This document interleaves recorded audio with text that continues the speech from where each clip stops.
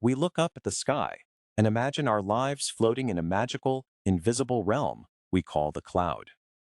We think of the modern internet as a weightless, ethereal thing made of wireless signals and satellite beams crisscrossing the atmosphere. But the cloud is a magnificent lie. The modern world does not float in the air. It is buried deep underground and rests on the crushing, freezing floor of the ocean. If you want to understand the true nature of the global economy, of military intelligence, of algorithmic stock tradings, and of every single message you have ever sent to someone you love, you must look away from the sky and look down into the dirt. We are not a wireless species. We are bound together by an invisible global web of glass. Hair-thin threads, millions of miles long, pulsing with light, carrying the entire weight of human knowledge. This is not a metaphor. The internet is a physical object, and the story of how that object was created is one of the most agonizing, impossible, and fiercely fought technological battles in human history. It is the story of a handful of stubborn scientists who decided to fight against the very laws of physics to make glass clearer than the clearest air, and in doing so, saved the digital age from completely suffocating. To understand the magnitude of this breakthrough, we have to go back to the 1960s. The world was facing a silent, looming apocalypse. It was an apocalypse of information. For a century, humanity had relied on copper wire to communicate. From the telegraph to the telephone, copper was the undisputed king of connection. When you spoke into a phone, your voice was converted into an electrical signal and pushed through a copper cable. But copper has a fatal flaw. It is heavy, it is expensive, and most importantly, it degrades the signal. Electricity traveling through metal experiences resistance. The longer the wire, the weaker the signal gets. To send a phone call across the country, you had to build massive, expensive amplifier stations every few miles, just to boost the electricity so it would not die out completely. As the 1960s progressed, computers were beginning to emerge. The volume of phone calls was skyrocketing.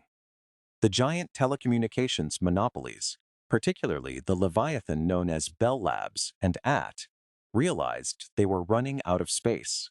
They were burying cables as thick as a human arm, containing thousands of copper wires, beneath the streets of New York and London. But they were filling up faster than they could be laid. The copper network was approaching its absolute physical limit. If a solution was not found, the information revolution would be strangled in its crib. You could never have a global internet built on copper. It would simply be too massive, too slow, and too expensive. The world needed a new way to send data, and they needed it fast. Scientists knew that the ultimate way to send information was not electricity, but light. Light travels at the ultimate speed limit of the universe. It has a massive bandwidth capacity. You could theoretically encode millions of conversations into a single beam of light.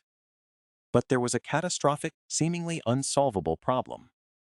How do you send a beam of light from New York to London? If you shoot a laser through the air, it hits rain, fog, and the curvature of the Earth. It disperses and dies. You cannot send light through the air. You have to trap it. You have to put it in a pipe. The obvious answer was glass. But in the 1960s, glass was nowhere near clear enough. Think about looking through an ordinary window pane. It looks clear, right? But if you look at the edge of the glass, it looks green. That is because of impurities, mostly iron, trapped inside the glass. If you had a block of ordinary window glass just a few feet thick, it would be pitch black. Light could not pass through it. To send a beam of light across a city, let alone an ocean, you would need glass so impossibly pure that it defied the laws of chemistry. Scientists measured the loss of light in decibels per kilometer.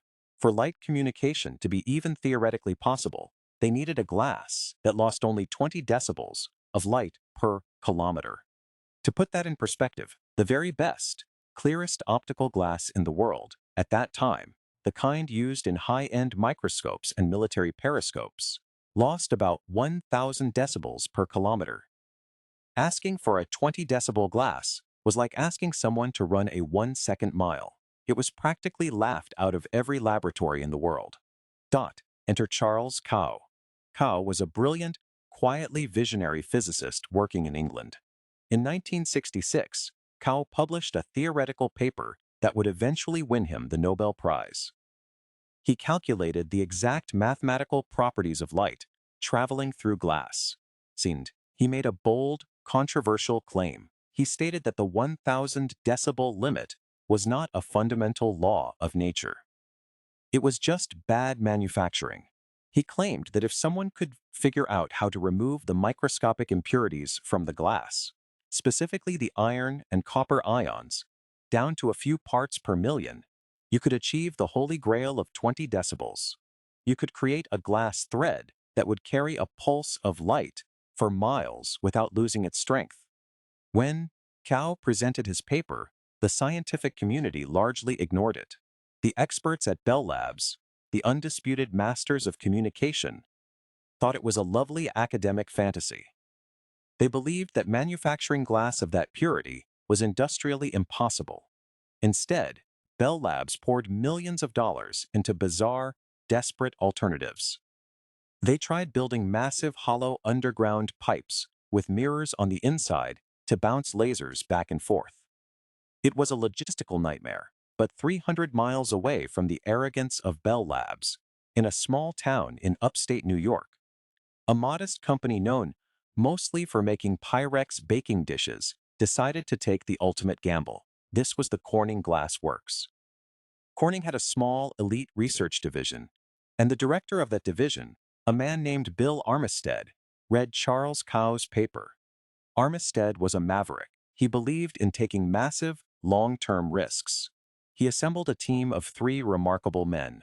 Robert Maurer, a quiet, brilliant physicist who deeply understood the theoretical challenge.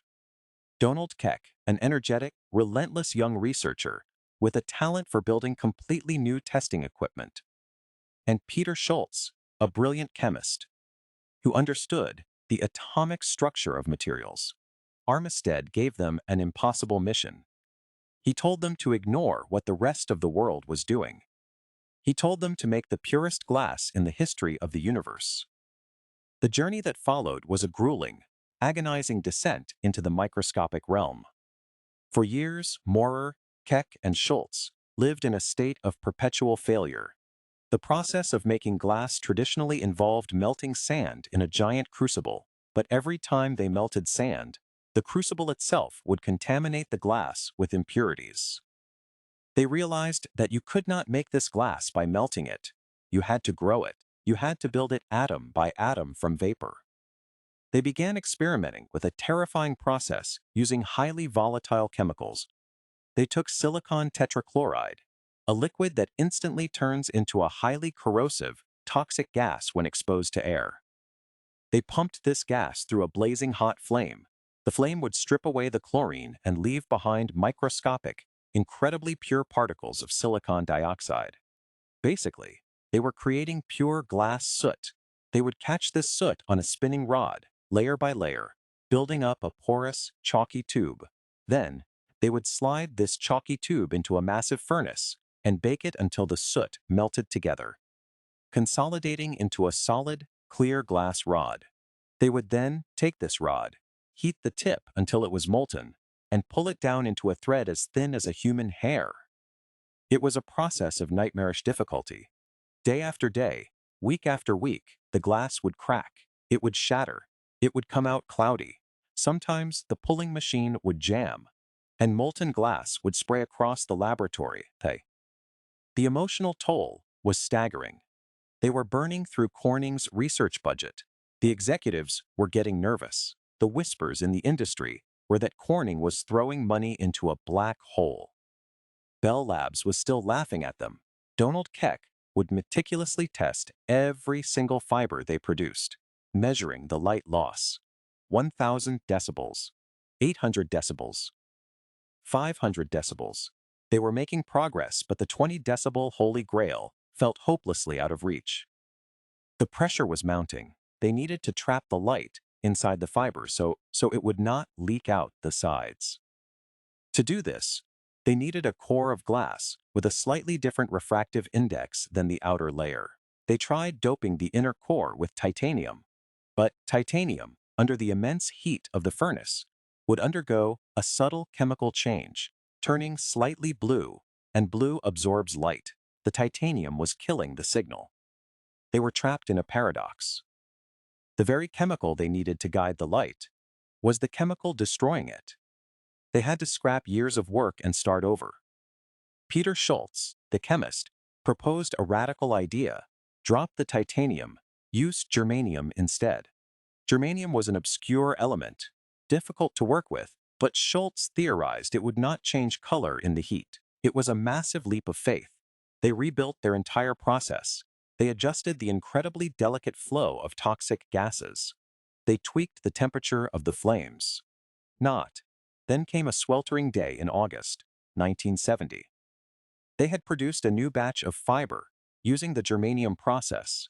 It looked indistinguishable from the thousands of broken, failed fibers that littered the laboratory.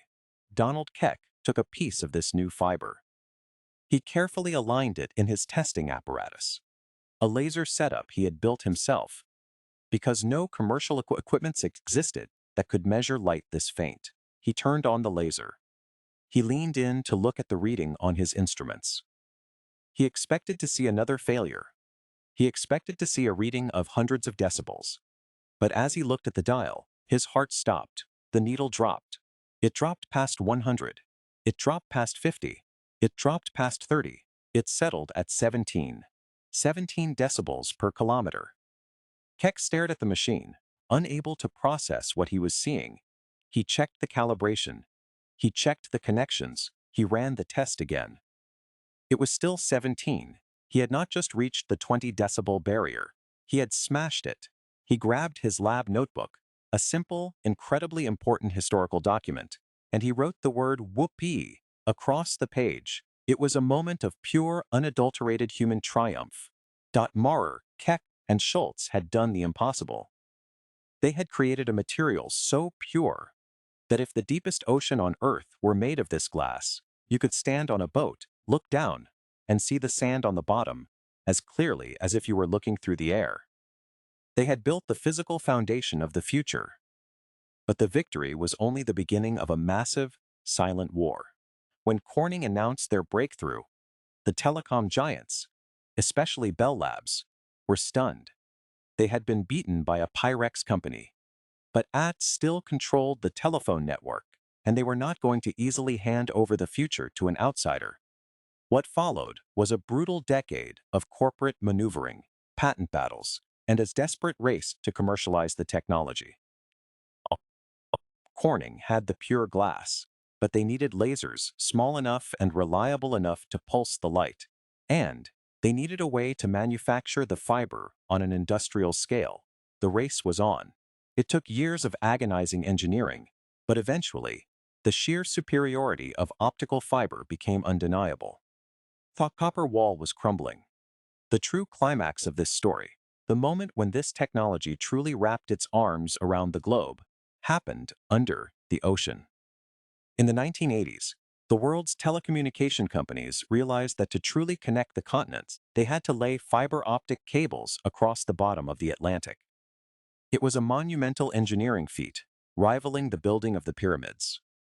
They loaded thousands of miles of incredibly fragile glass threads, wrapped in thick steel and plastic armor, onto specialized ships. These ships slowly crawled across the ocean, unspooling the cable into the freezing, crushing abyss. They faced unimaginable challenges. Deep-sea sharks, sensing the electromagnetic fields generated by the power lines running alongside the fiber, actually attacked the cables, biting through the armor and severing the internet. Engineers had to redesign the cables with shark-proof shielding. Submarine landslides, underwater earthquakes, and rogue fishing trawlers constantly threatened to break the brittle glass threads. Yet, inch by inch, ocean by ocean, humanity wove a silent, massive web beneath the waves. Today, right now as you listen to this, you are participating in the miracle of Maurer, Keck, and Schultz. When you load a website, Your request travels from your device to a local server, and then, almost instantly, it plunges into the earth. It is converted into a rapid-fire pulse of laser light. That light shoots into a glass thread, no thicker than a strand of your hair. It travels at 200,000 kilometers per second. It races across continents. It dives under the Atlantic Ocean. It bounces off a server in a data center halfway across the world, and it races back to you, carrying the image or the text you requested. All in the time it takes you to blink. Over 99% of all international data traffic travels through these underwater glass cables. They are the arteries of the global economy. Every financial transaction, every stock trade, every diplomatic cable, every streaming video, every late-night message. If an apocalyptic event were to sever the world's submarine cables, the global economy would freeze in a matter of hours. The cloud would evaporate. The modern world would instantly regress to the 1950s. We are a civilization entirely dependent on the purity of glass. This magnificent, invisible saga leaves us with three profound lessons that we can apply to our own lives, businesses, and creative pursuits. First, the danger of the incumbent's arrogance. Bell Labs had all the money, all the prestige, and all the experts. But they failed to invent the optical fiber because they were trapped in their own paradigm. They thought of communication as an electrical problem, so they looked for electrical solutions. Corning Glass Works succeeded precisely because they were outsiders. They looked at the problem not as an electrical engineer would, but as a glassmaker would. They approached the impossible with a different set of tools. In your own life, the greatest threats to your progress are your own deeply held assumptions. Sometimes, you need to step entirely outside your discipline to find the answer that the experts are missing. Second, the extraordinary power of purity and focus. The breakthrough of optical fiber was not about adding something complex to the glass. It was about violently, obsessively removing everything that was not necessary. The iron, the copper, the water molecules.